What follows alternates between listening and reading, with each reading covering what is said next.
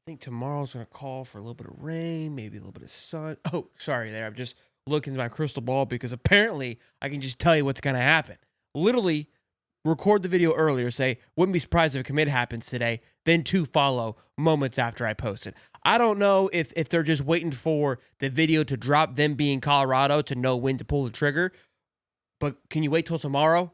If you are watching, let's spread it out a little bit. Let's like 8 days of Hanukkah here. You know what I mean? 12 days of Christmas. I don't know. Just one at a time. One at a time.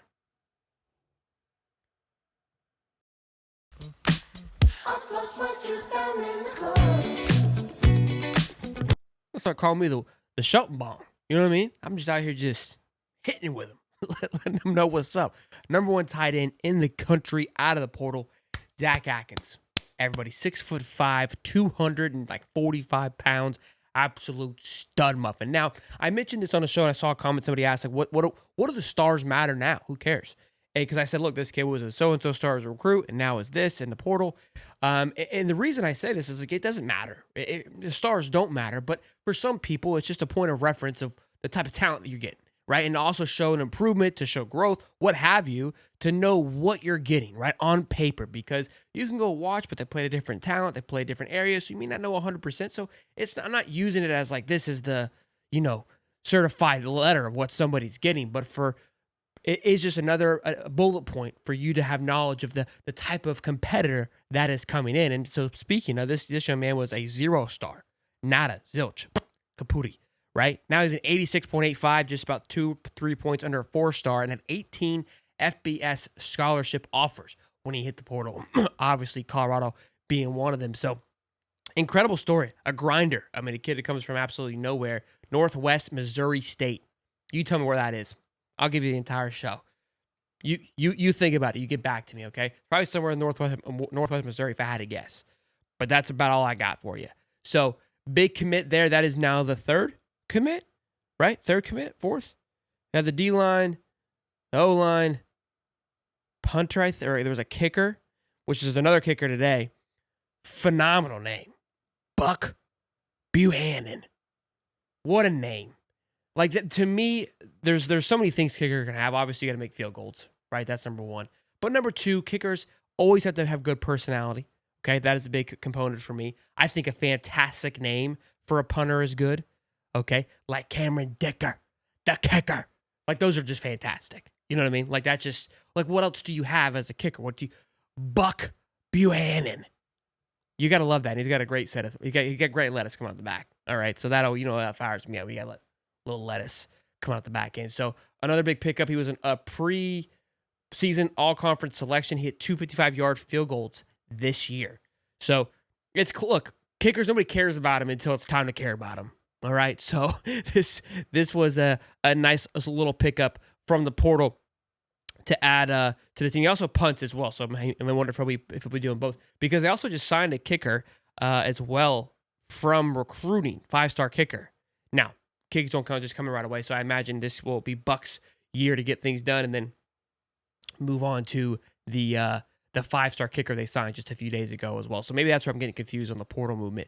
But another pickup, we'll follow along and see how this impacts the ratings as the week goes on. I'll wait for a few more to happen. We talked before, they were like 22nd.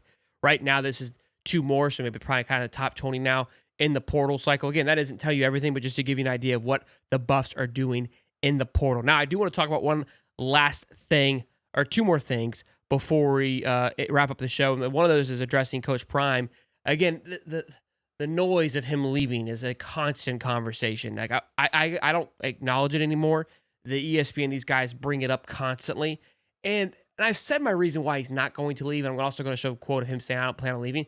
But another reason that people aren't bringing up of like the exact reasons they're saying he should leave is why he won't leave. And I'll tell you about that in a minute. But of course, this show is brought to you by BetUS. We've been talking about this game because it's the last game we've got to talk about.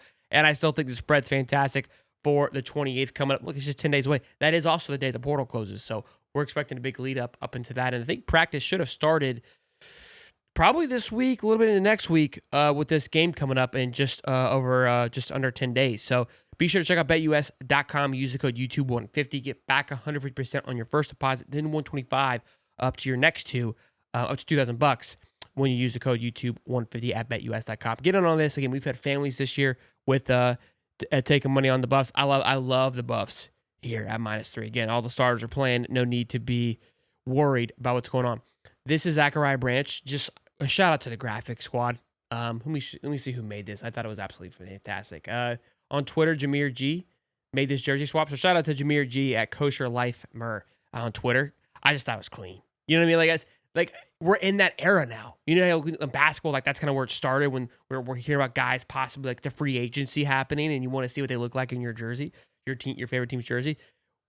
Seeing this, we haven't got this where we see what it could look like. We get it once it happens now because Hayes Fawcett does a good job with his editing. So shout out to this guy for kind of putting it together to see what Zachariah Branch, if that could be a possibility. I haven't seen his name attached to Colorado, but love the marketing. So wanted to give a quick shout out. So here's what Coach Prime had to say. I have every intention, every plan in the world to be coaching for the Colorado Buffs from here on. I want my name on the mountains out there. I want to put my flag down in Colorado.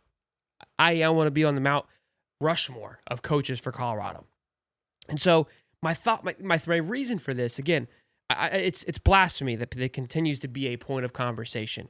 And people are like, well, he wants to go play for the big schools. What's an opportunity to go get it done?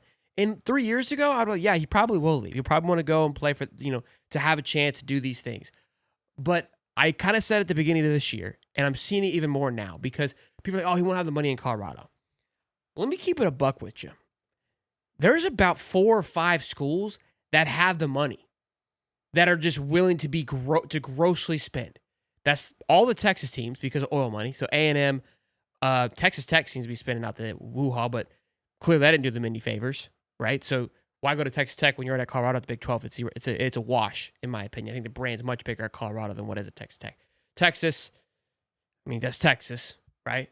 And again, I'm talking about from a competitive asset. So keep in mind here, like, hey, why would he want to leave to go elsewhere? Well, if he can build his own brand, has a clear path to the championship. The only other thing that would be a problem is like I have a hard time bringing big time talent here because of the financial situation. But like I just said, there's about 5 schools that are just kind of above everybody else. It's the Ohio States, Oregon is up there. Georgia hasn't really been that aggressive in spending. They just have recruited very well, and obviously Kirby Smart's a fantastic coach. They're winning, so all those things help. But if you go look at their spending, they're not really throwing a lot out there. They've got a somewhat good collective. Talk to my Georgia guy, like they haven't always had the strongest collective out there.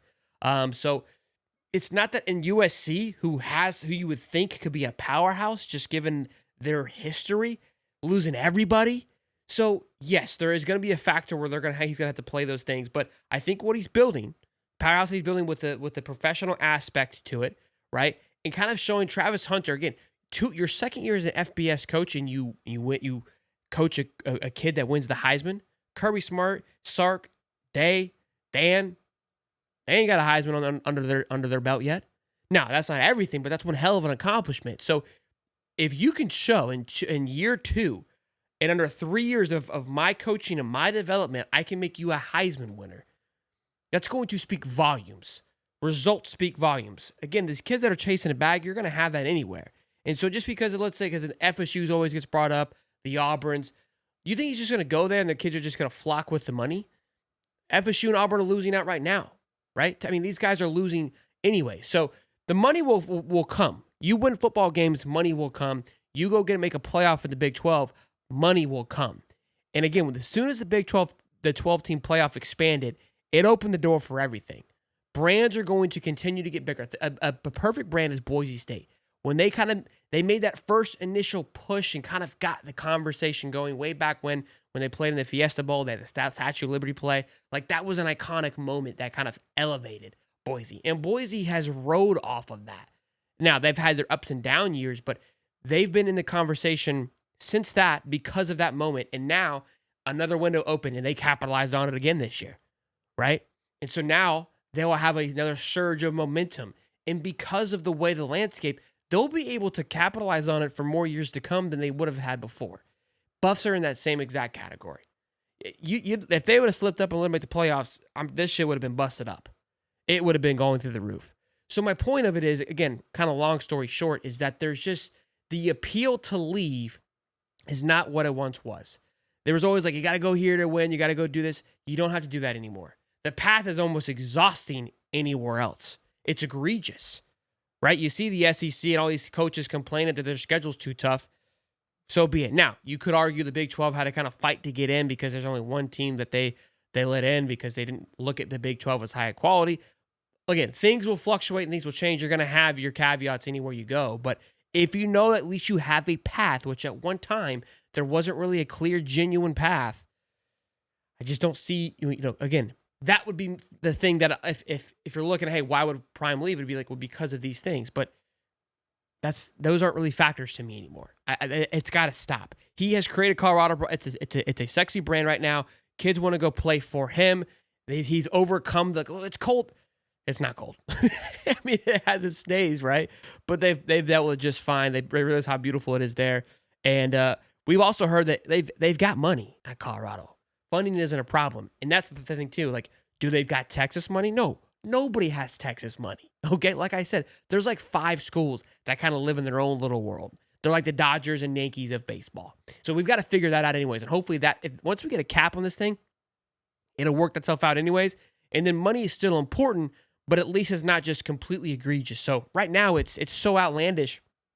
There really is no advantage of going anywhere unless you're at one of those 4 schools that are just willing to puke money on you and your boosters are 100% behind you as a head coach. That's it. That's all you got. So those are my thoughts. Hope you guys enjoyed it. Be sure to smash the like button, subscribe. Again, turn the bell on because I got a feeling just following Coach Prime, there's gonna be more. There's probably one or two tomorrow, probably 1 or 2 the next day, leading all the way up to Christmas. And I wouldn't be damn surprised if one landed on Christmas. I want to say we've had one on Christmas the last 2 years because I'd be sitting there hanging out with the kiddo, and sure enough, Coach Prime drops the hammer, and I'm like, man, I gotta go fire up the camera. Prime did it again. What you want me to do? So we might be live on Christmas. I don't know. Y'all smash the like button. We'll see you on the next one. Peace and love, baby.